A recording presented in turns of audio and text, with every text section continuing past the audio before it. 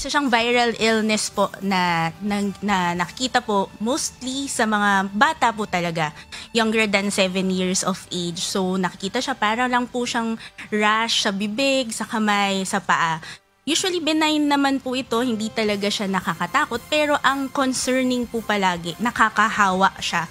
Palagi siyang, pag merong isa na nagkaroon, sunod-sunod na yan. Lalo po pag kunwari magkakasama sila sa school. So yun yung mga nagiging alarming or concerning, lalo po sa mga magulang, no? So yun po, viral illness siya. So once na mahawakan, naghahawakan lang sila, naglaro sila, magkakasama, maghahawa-hawa na po sila ng hand, foot, and mouth. So, may tendency po na magkaroon ng mabilis na pagkakahawaan. Pero dahil viral illness po siya, self-limiting, kumbaga, in a week, pwede na din po siyang mag-resolve on its own. Pero may mga pagkakataon na may mga iba pong complications din, or may mga pagkakataon na kailangang ma-hospital or ma-admit po ang ating children because of HFMD.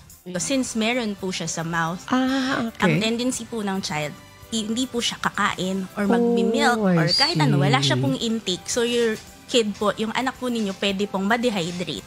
So yun po yung isang indication for you po to bring your child to the hospital.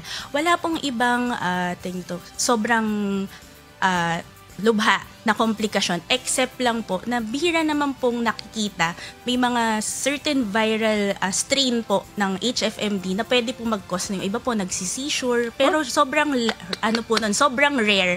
Kumbaga kung in 1,000 na magkakaroon ng HFMD na bata, baka isa lang yan. Konting-konti po. Ang pinaka-indication lang po na para dalhin ay hindi na po sila nakakakain. So yun po yung ayaw natin, madedehydrate sila. Usually, maghugas po ng kamay kasi by washing your hands po, marami na po kayong pwedeng ma-prevent po na diseases. So nagawa naman po natin siya during the COVID time. Talaga naman pong hugas tayo ng hugas, alcohol ng alcohol. And with HFMD as a viral illness, yun po, hand hygiene yung number 1. Pero syempre, kung kunwari maliliit pa yung anak natin, di naman po natin mautusan to maghugas ng kamay.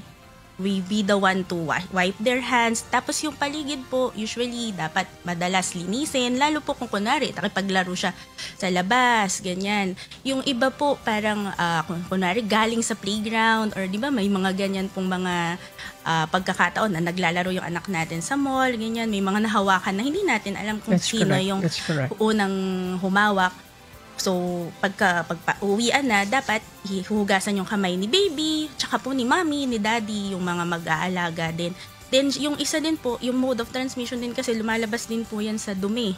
So, pag kung kunwari po, pag magpapalit po tayo ng diaper ni baby, dapat po bago at saka after magpalit, hugas din po ng kamay kasi para po hindi po kakalat pa ulit.